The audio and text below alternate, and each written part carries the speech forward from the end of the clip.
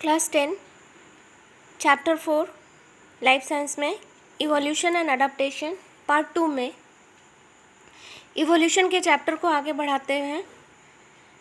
हम लोग पिछले स्लाइड में हम लोगों ने पढ़ा था इवोल्यूशन क्या है, किस तरह से अर्थ इवॉल्व हुआ, किस तरह से अर्थ पे लाइफ इवॉल्व हुआ। ओपेरन और हार्लेन का theory of organic evolution of life, और उनको एक्सपेरिमेंटली प्रूव किए थे मिलर एंड यूरे ने। और किस तरह से पौधे में इवोल्यूशन हुआ, पौधे का क्रम विकास हुआ, किस तरह से जंतुओं का क्रम विकास हुआ। आज हम लोग इसी पार्ट 2 में इवोल्यूशन एंड अडेप्टेशन चैप्टर के पार्ट 2 में हम लोग पढ़ेंगे different theories of organic evolution. तो चैप्टर को स्टार्ट करते हैं। थ्योरीज ऑफ ऑर्गेनिक इवोल्यूशन या कार्बनिक क्रम विकास का सिद्धांत।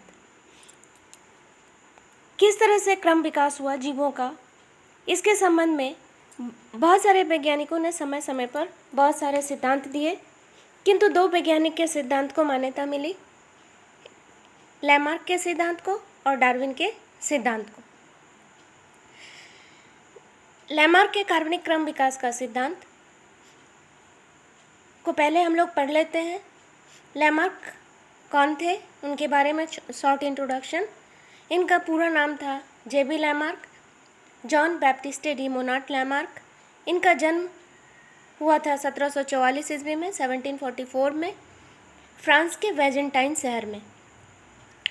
इन्होंने कार्बनिक क्रम विकास के बारे में 4 सिद्धांत दिया था, और लैमार्क के चारों सिद्धांत को एक साथ लैमार्कवाद या लैमार्किज्म बोलते हैं। उनके चारों सिद्धांत क्या थे? वातावरण का प्रभाव, इन्वायरमेंटल इफेक्ट। दूसरा सिद्धांत था अंगों का उपयोग और अनुपयोग, use and disuse of organ. तीसरा सिद्धांत उन्होंने दिया उपार्जित लक्षण की वंशानुगति, इनहेरिटेंस ऑफ एक्वायर्ड कैरेक्टर। और चौथा सिद्धांत था नई जाति की उत्पत्ति या ओरिजिन ऑफ न्यू स्पीसीज। और इनके चारों सिद्धांत इनके पुस्तक में प्रकाशित हुए। इनके चारों सिद्धांत जिस पुस्तक में प्रकाशित हुए, लैमार्कवाद का सिद्धांत या लैमार्किज्म, उस पुस्तक का नाम है फिलोसोफिक जूलॉजिक, और ये पुस्तक प्रकाशित हुआ 1809 ईस्वी में, पब्लिश हुआ था, और इनकी मृत्यु हुई थी 1809 ईस्वी में। दूसरे वैज्ञानिक जिन्होंने कार्बनिक क्रम विकास का सिद्धांत दिया, चार्ल्स डार्विन। इनका जन्म 1809 में 1809 में इंग्लैंड के श्रीउसबेरी में हुआ था। इन्होंने भी क्रम विकास के संबंध में 7 सिद्धांत दिए, और इनके डार्विन के क्रम विकास के सिद्धांत को हम लोग डार्विनिज्म या डार्विनवाद कहते हैं। इन्होंने अपने सिद्धांत को प्रकाशित किया अपनी किताब में ओरिजिन ऑफ न्यू स्पीसीज या नई जाति की उत्पत्ति। और इनका ये किताब ओरिजिन ऑफ न्यू स्पीसीज मुख्य रूप से जिस सिद्धांत पर आधारित है, उस सिद्धांत का नाम है प्राकृतिक चुनाववाद का सिद्धांत या थ्योरी ऑफ नेचुरल सिलेक्शन। और इनकी पुस्तक, चार्ल्स डार्विन की पुस्तक ओरिजिन ऑफ न्यू स्पीसीज नई जाति की उत्पत्ति प्रकाशित हुई, पब्लिश्ड हुई थी 1859 या 1859 में, और इनकी मृत्यु हुई 1882 में। इन्होंने जो सिद्धांत दिए इसको जस्ट एक बार देख लेते हैं, इसके बाद इसको डिटेल में पढ़ेंगे, लैमार्क के सिद्धांत को भी, डार्विन के भी सिद्धांत को भी। तो चार्ल्स डार्विन के सिद्धांत क्या क्या है? हम लोग लैमार्क का सिद्धांत 4 सिद्धांत देखे थे। डार्विन के सिद्धांत निम्न प्रकार के हैं। पहला है वंशवृद्धि की तेज दर, प्रोडोगलिटी ऑफ प्रोडक्शन। दूसरा सिद्धांत है सीमित भोजन एवं आवास, लिमिटेड फूड एंड शेल्टर। तीसरा सिद्धांत है अस्तित्व के लिए संघर्ष, स्ट्रगल फॉर द एग्जिस्टेंस। चौथा सिद्धांत उनका है योग्यतम की उत्तरजीविता, सर्वाइवल फॉर द फिटेस्ट। पांचवा सिद्धांत प्राकृतिक चयन यानी थ्योरी ऑफ नेचुरल सिलेक्शन। छठा सिद्धांत उपयोगी विभिन्नता की वंशानुगति, इनहेरिटेंस ऑफ यूजफुल वेरिएशन। और सातवां सिद्धांत नई जाति की उत्पत्ति, ओरिजिन ऑफ न्यू स्पीसीज। अब हम लोग एक एक करके पढ़ लेते हैं। लैमार्क के सिद्धांत को डिटेल में और चार्ल्स डार्विन के सिद्धांत को डिटेल में पढ़ेंगे।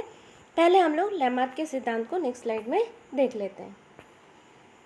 लैमार्क के कार्बनिक क्रम विकास के सिद्धांत या theory of organic evolution bye Lamarck, और लैमार्क के सिद्धांत को हम लोग बोलते हैं लैमार्किज्म या लैमार्कवाद। तो लैमार्क ने 4 सिद्धांत दिए थे क्रम विकास, कार्बनिक क्रम विकास के। उनके चारों सिद्धांत का नाम पिछले स्लाइड में उल्लेख किए, सबको एक बार डिटेल में थोड़ा देख लें। पहला सिद्धांत लैमार्क ने जो दिया था वो था वातावरण का प्रभाव, effect of environment. Effect of environment या वातावरण के प्रभाव में उन्होंने क्या कहा कि संसार में जितने भी सजीव हैं सब पर वातावरण के परिवर्तन का प्रभाव पड़ता है। वातावरण में परिवर्तन यानी स्टिमुलस या उद्दीपन का प्रभाव सजीवों पर पड़ता है, और जब सजीव पर उस वातावरण के परिवर्तन का प्रभाव या उद्दीपन का प्रभाव पड़ता है तो सजीव अपने कुछ अंग का ज़्यादा उपयोग करने लगते हैं और कुछ अंगों का उपयोग कम कर देते हैं। इसके आधार पर उन्होंने दूसरा सिद्धांत दिया, अंगों का उपयोग और अनुपयोग का सिद्धांत, theory of use and disuse of organ. फिर उन्होंने बताया वातावरण के परिवर्तन के प्रभाव से या उद्दीपन के प्रभाव से सजीव अपने जिस अंग का उपयोग अधिक करते हैं वह अंग धीरे धीरे क्या हो जाता है, विकसित और मजबूत हो जाता है। लेकिन जिस अंग का उपयोग कम करने लगते हैं वह अंग धीरे धीरे निष्क्रिय हो जाता है, कार्यहीन हो जाता है और अंत में विलुप्त हो जाता है। इस सिद्धांत को प्रमाणित करने के लिए उन्होंने दो उदाहरण दिया था। पहला उदाहरण है अंगों का उपयोग या यूज ऑफ ऑर्गन का उदाहरण उन्होंने दिया था जिराफ के गर्दन और अगले टांगों का लंबा होना। पहले जिराफ मरुस्थल में रहता था, वहाँ पर घास थी तो वो ज़मीन से घास को खाता था। धीरे धीरे घास की कमी होने लगी, वो पेड़ के पत्तों को ऊंचाई से तोड़कर खाने लगा। इस क्रम में वो अपने अगले टांग, अगली पैरों का उपयोग और अपने गर्दन का उपयोग अधिक करने लगा, जिसके कारण उसके अगले दोनों पैर और उसके गर्दन लंबे हो गए। अंगों का अनुपयोग का सिद्धांत जो दिया कि जिस अंग का उपयोग कम करेंगे वो अंग धीरे धीरे निष्क्रिय और कार्यहीन हो जाएगा और विलुप्त हो जाएगा, उसका उदाहरण उन्होंने दिया सांप के पैर का विलुप्त होना। अपने सिद्धांत को प्रमाणित करने के लिए ये उदाहरण दिए कि पहले सांप के पैर होते थे जिससे उसको बिल में घुसने में परेशानी होती थी। धीरे धीरे सांप अपने पैरों का उपयोग कम करने लगे और सांप के पैर विलुप्त हो गए। अब वो पेट के बल रेंग कर चलते हैं। अब हम लोग देख लें लैमार्क का तीसरा सिद्धांत,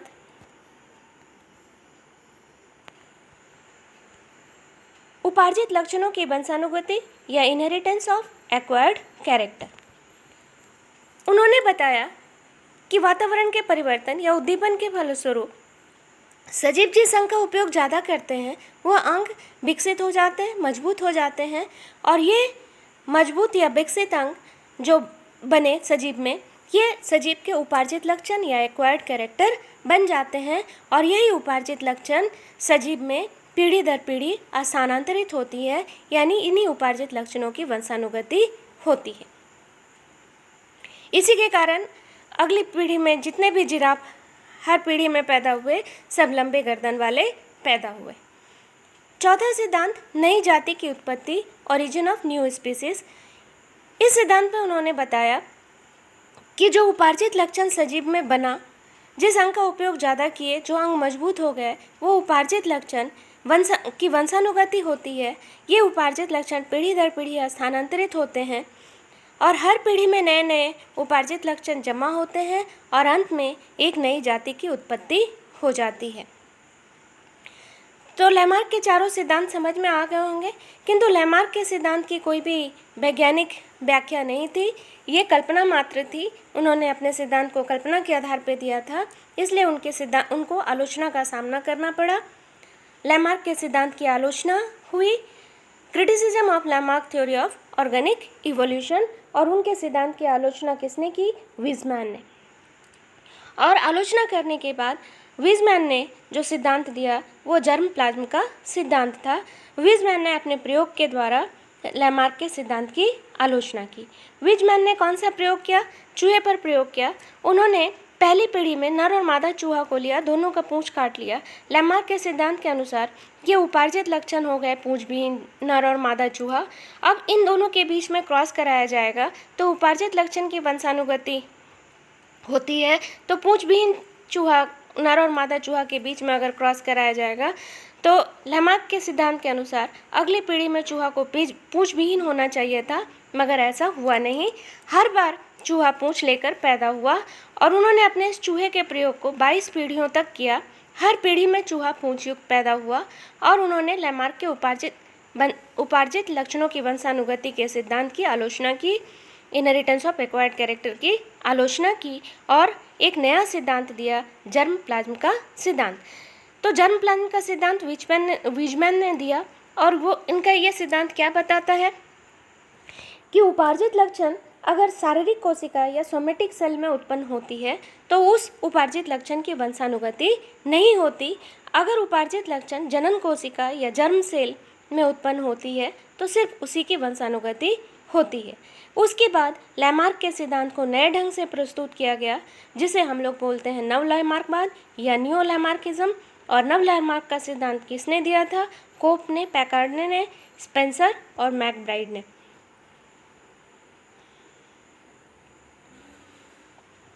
अब हम लोग देख लें Darwin's theory of organic evolution या डार्विन के क्रम विकास के सिद्धांत।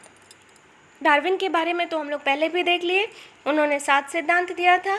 इनकी पुस्तक थी ओरिजिन ऑफ न्यू स्पीसीज जो 1859 में प्रकाशित हुई थी और उनके सिद्धांत को डार्विनिज्म या डार्विनवाद कहते हैं। और उनके सिद्धांत पर आधारित ये पुस्तक और मुख्य रूप से कौन से सिद्धांत पर आधारित थी? थ्योरी ऑफ नेचुरल सिलेक्शन या प्राकृतिक चुनाववाद के आधार पर सिद्धांत। ऐसे इन्होंने 7 सिद्धांत दिए। एक एक सिद्धांत को हम लोग डिस्कस करते हैं। पहला सिद्धांत है वंश वृद्धि की तेज दर या प्रोडिगलिटी ऑफ प्रोडक्शन, यानी संसार में जितने भी सजीव हैं सब में प्रजनन की क्षमता होती है और सब बहुत तेज़ी से प्रजनन करते हैं। ज्योमेट्रिकल रेशियो में, ज्यामितिक अनुपात में प्रजनन करते हैं। एक रानी मधुमक्खी एक दिन में 1000 अंडे देती है। उसी तरह से सैल्मन मछली समुद्र में पाई जाती है और एक प्रजनन काल में 3 करोड़ अंडे देती है। तो अगर सारी सैल्मन मछली के अंडे जीवित रहे तो कुछ दिन बाद पूरा पृथ्वी ही मछली से भर जाएगा। उसी तरह से पौधे में प्रजनन होता है बीज के द्वारा। सरसों के पेड़ में भी बहुत सारे बीज होते हैं। सारे अंडे या सारे बीज जीवित रहे तो पूरा ब्रह्मांड सरसों से या मछली से भर जाएगा। किंतु ऐसा होता नहीं है, क्योंकि प्रकृति में सभी जीवों की संख्या निश्चित बनी रहती है। तो फिर उन्होंने दूसरा सिद्धांत दिया, सीमित भोजन और आवास। क्यों सभी अंडे से विकसित मछली जिंदा नहीं बचे, या क्यों सरसों के सारे बीज से सरसों का पेड़ नहीं होगा, क्यों नष्ट हो गए? तो दूसरा सिद्धांत उन्होंने दिया, सीमित भोजन और आवास, लिमिटेड फूड एंड शेल्टर। प्रजनन की दर अधिक होने पर भी पृथ्वी पर खाना या आवास सीमित है और जिसके कारण जो नए जन्मे सजीव हैं उनमें खाना के लिए, आवास के लिए स्ट्रगल होता है, संघर्ष होता है और इस संघर्ष में बहुत सारे जीव मर जाते हैं और प्रकृति को भी अपना संतुलन बनाना आता है। उसके बाद संघर्ष की बात आई तो उन्होंने तीसरा सिद्धांत दिया, अस्तित्व के लिए संघर्ष या स्ट्रगल फॉर द एग्जिस्टेंस। तो पृथ्वी पर भोजन और आवास सीमित है और जिससे क्या होता है, अगर सजीवों की संख्या बढ़ जाती है तो उनमें आवास के लिए, भोजन के लिए संघर्ष होता है और संघर्ष में जो शक्तिशाली रहते हैं वो जीवित रहते हैं और जो कमज़ोर होते हैं वो मर जाते हैं। तो संघर्ष कितने तरह का हो सकता है? सजीवों को कितने तरह का संघर्ष का सामना करना पड़ सकता है?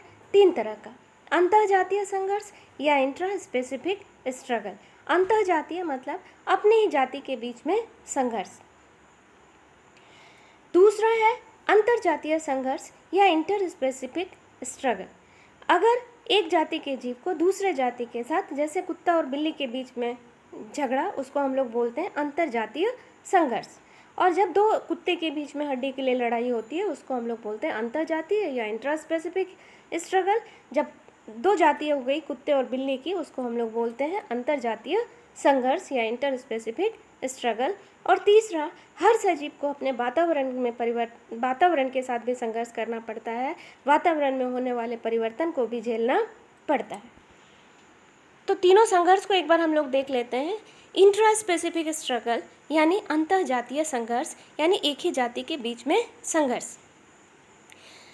कल्पना करो किसी एक नए राष्ट्रीय उद्यान से, नेशनल पार्क से एक नया टाइगर को दूसरे नेशनल पार्क में ला के रखा गया, तो उसको किस किस तरह का स्ट्रगल झेलना पड़ेगा, किस किस तरह का संघर्ष करना पड़ेगा। तो पहले तो उस बाघ को अपनी ही जाति के दूसरे बाघ से संघर्ष करना पड़ेगा जंगल में अपनी जगह बनाने के लिए, अपने आवास के लिए, अपने रहने के लिए। दूसरा संघर्ष इंटर स्पेसिफिक स्ट्रगल, अंतर जातीय संघर्ष, मतलब दो अलग जाति के बीच में संघर्ष। अब बाघ को अपनी जाति के साथ तो संघर्ष करना पड़ रहा है, बाघ को साथ में उस जंगल में दूसरे जीव के साथ भी संघर्ष करना पड़ता है भोजन के लिए, आवास के लिए। और तीसरा, उस बाघ को और क्या संघर्ष करना पड़ेगा? Environmental struggle. एक पुराने वातावरण से निकल करके नए जंगल में आया, तो वहाँ का वातावरण बिल्कुल अलग, तो उस नए वातावरण में अपने आप को ढालने के लिए भी उसे संघर्ष करना पड़ेगा। तो वातावरण के साथ जो संघर्ष होता है उसको हम लोग बोलते हैं एनवायरमेंटल स्ट्रगल। डार्विन का चौथा सिद्धांत सर्वाइवल फॉर द फिटेस्ट, यानी योग्यतम की उत्तरजीविता। अब जितने भी तरह के स्ट्रगल हो रहे हैं, संघर्ष हो रहे हैं, अंतरजातीय, अंतर्जातीय, इन्वायरमेंट के साथ संघर्ष किसी भी सजीव को करना पड़ रहा है, तो जो सजीव संघर्ष में विजयी होगा, यानी ताकतवर होगा, तो वो विजयी होगा और वो योग्य है, शक्तिशाली है, क्योंकि उसमें अनुकूलन की क्षमता थी और वो उसमें उपयोगी विभिन्नता भी है, और इसी के कारण वो पूरी तरह से योग्य हैं वातावरण में रहने के लिए। यानी जो सजीव संघर्ष में विजयी होंगे, जिसमें अनुकूलन की क्षमता होगी, जिसमें उपयोगी विभिन्नता होगी, वही वातावरण में रहने के योग्य हैं। जो कमज़ोर हैं, जो शक्तिशाली नहीं है, जो संघर्ष में हार जाते हैं, जिसमें उपयोगी विभिन्नता नहीं होती, वो वातावरण में रहने के योग्य नहीं है। उसके बाद उन्होंने पांचवा सिद्धांत दिया, प्राकृतिक चुनाववाद का सिद्धांत या थ्योरी ऑफ नेचुरल सिलेक्शन। इस सिद्धांत में उन्होंने क्या कहा? प्रकृति महत्वपूर्ण भूमिका अदा करती है। प्रकृति क्या करती है?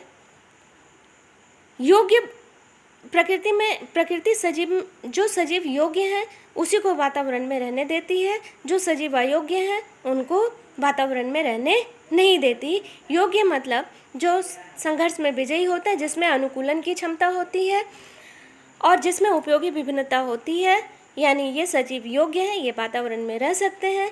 और जो कमज़ोर है, जिसमें अनुकूलन की क्षमता नहीं और संघर्ष में हार जाते हैं और जिसमें उपयोगी विभिन्नता नहीं, प्रकृति उन्हें छांट देती है, यानी वो प्रकृति में रह नहीं सकते और कमज़ोर सजीव की मृत्यु हो जाती है, उनका क्रम विकास भी नहीं होता। छठा सिद्धांत दिया उन्होंने, उपयोगी विभिन्नता की वंशानुगति, इनहेरिटेंस ऑफ यूजफुल वेरिएशन। अब जो योग्य हैं, सजीव हैं, उसमें वातावरण में स्ट्रगल के कारण या अंतर्जातीय संघर्ष के कारण या इंट्रा स्पेसिफिक स्ट्रगल के कारण बहुत सारी उपयोगी विभिन्नताएं उत्पन्न होती है। और विभिन्नता हम लोग पहले ही जानते हैं, इवोल्यूशन या क्रम विकास का कच्चा पदार्थ है। तो जो अच्छी और उपयोगी विभिन्नता सजीव में उत्पन्न हुई, सिर्फ वही विभिन्नता पीढ़ी दर पीढ़ी स्थानांतरित होंगी। नई जाति की उत्पत्ति, ओरिजिन ऑफ न्यू स्पीसीज, उनका लास्ट सिद्धांत। अब हर पीढ़ी में उपयोगी विभिन्नता स्थानांतरित होती है पीढ़ी दर पीढ़ी, और अंत में एक नई पीढ़ी में बहुत सारी उपयोगी विभिन्नता जम जाती है और नई जाति की उत्पत्ति होती है। हम लोग थोड़ा उत्परिवर्तन को भी देख लें। उत्परिवर्तन या म्यूटेशन क्या है? तो किसी भी क्रोमोसोम पर जीन के स्थान निश्चित होता है, जिसे हम लोग लोकस कहते हैं, किंतु कभी कभी अल्ट्रावायलेट रे, सूर्य के अल्ट्रावायलेट रे के कारण या एक्सरे के कारण या अल्फा रे या गामा रे के कारण या कुछ रासायनिक पदार्थ के कारण जीन की रचना में, स्थिति में क्रोमोसोम पर अचानक से परिवर्तन आ जाता है, जिसे हम लोग म्यूटेशन या उत्परिवर्तन कहते हैं, और इसके कारण भी विभिन्नता उत्पन्न होती है। इसका उदाहरण हम लोग पहले भी डिस्कस किए थे, जैसे किसी सजीव में जीभ का मुड़ना उपयोगी विभिन्नता, नहीं मुड़ना अनुपयोगी विभिन्नता, कान का पिन्ना या कर्ण पल्लव स्वतंत्र, ये उपयोगी विभिन्नता, सटा हुआ पिन्ना अनुपयोगी विभिन्नता। और म्यूटेशन या उत्परिवर्तन का सिद्धांत किसने दिया था? ह्यूगो डी वेराइस ने। डार्विन ने क्रम विकास के संबंध में जो सिद्धांत दिया, इनकी सिद्धांत की भी आलोचना हुई, क्योंकि ये भी कल्पना पर आधारित थी, ये भी अपने तर्क को विज्ञान के आधार पर प्रमाणित नहीं कर पाए थे, तो उनको आलोचना क्यों सहनी पड़ी, क्यों क्रिटिसिज्म हुआ Darwin's theory of organic evolution का, उसको हम लोग देख लेते हैं।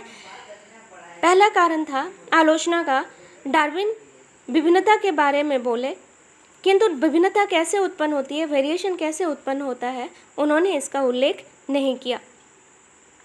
दूसरा कारण उनके सिद्धांत की आलोचना होने की, उन्होंने बताया उपयोगी विभिन्नता सूक्ष्म होती है और सूक्ष्म विभिन्नता की वंशानुगति होती है, किंतु हर जगह सूक्ष्म विभिन्नता की वंशानुगति नहीं होती।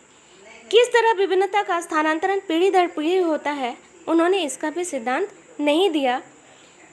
उन्होंने यह भी बताया कि उपयोगी विभिन्नता जमा होते होते नई जाति की उत्पत्ति होती है, किंतु कभी कभी उपयोगी विभिन्नता जाति की विलुप्ति का कारण भी बन सकता है।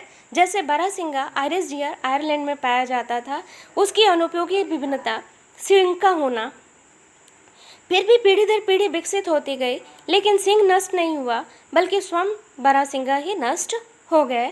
तो डार्विन के सिद्धांत की आलोचना होने के बाद डार्विन के सिद्धांत को भी नए ढंग से प्रस्तुत किया गया, जिसे हम लोग नव डार्विनवाद या न्यू डार्विनिज्म कहते हैं। और इस नव डार्विनवाद का सिद्धांत हक्सले ने दिया, किंतु इस कार्बनिक क्रम विकास के सिद्धांत से हम लोग जीवों का क्रम विकास भी समझ सकते हैं। आज के लिए बस इतना ही। Thank you. सिद्धांत समझ में आ गया होगा सबको और आ जाएगा, होप आशा करती हूँ। Thank you once again.